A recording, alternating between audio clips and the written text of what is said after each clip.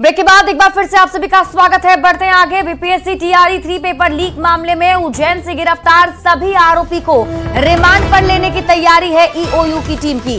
2 दिनों के लिए रिमांड पर ईओयू की टीम इन सभी को लेगी। सभी से अलग अलग पूछताछ की जाएगी और पूछताछ के बाद न्यायिक हिरासत में 5 आरोपी भेजे जाएंगे। और नेटवर्क के बारे में ईओयू की टीम जो है अब मामले को जांच कर रही है और सब कुछ खंगाला जा रहा है। पटना संवाददाता अमित कुमार अधिक जानकारी के साथ जुड़े हुए हैं। अमित, जिस तरीके से बताया जा रहा है कि रिमांड पर अब इन लोगों को लिया जाएगा, क्या लगता है किन किन सवालों से सामना होगा इन सब का?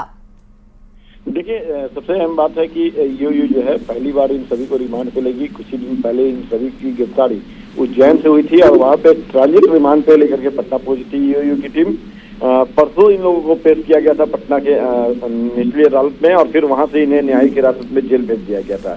जिसके बाद आज ईओयू ने जो है अर्जी लगाया है और थोड़ी देर में ईओयू इन 5 को, 4 पुरुष और 1 महिला इस गैंग में जो शामिल है, सभी को 2 दिनों के लिए यानी कि 48 घंटे के लिए रिमांड पे लेगी और फिर इनसे पूछताछ करेगी। पूछताछ को लेकर के बड़ी सवाल की फहरिस्त तैयार की गई है, क्योंकि जो पहले अभियुक्त गिरफ्तार हुए थे उनसे जो सवाल किए गए थे कमोवेश उन सभी सवालों को दोहराया जाएगा, इन सभी से पूछताछ किया जाएगा।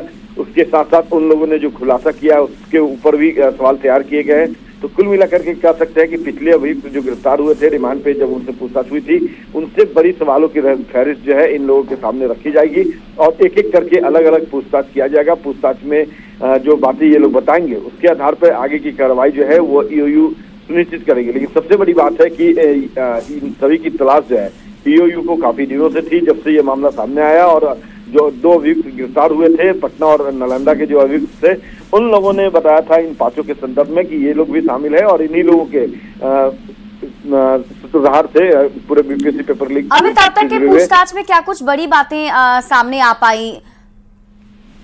देखिए, अब तक की जो पूछताछ हुई है उसमें सबसे अहम जो बात सामने आई है कि ये पेपर लीक जो है वो प्रिंट होने से पहले ही लीक हुआ था। बिना बारकोड के ही प्रश्न पत्र जो है वो बाहर आए थे और कोलकाता प्रिंटिंग प्रेस में जो पेपर छपने हैं, प्रश्न पत्र जो है प्रिंट होने हैं, तो उसकी जानकारी कैसे इस गैंग तक पहुंची, ये सबसे बड़ा सवाल है। और उन सवालों को भी खंगालेगा ईओयू पूछताछ के दौरान अपने 2 दिन के रिमांड पे।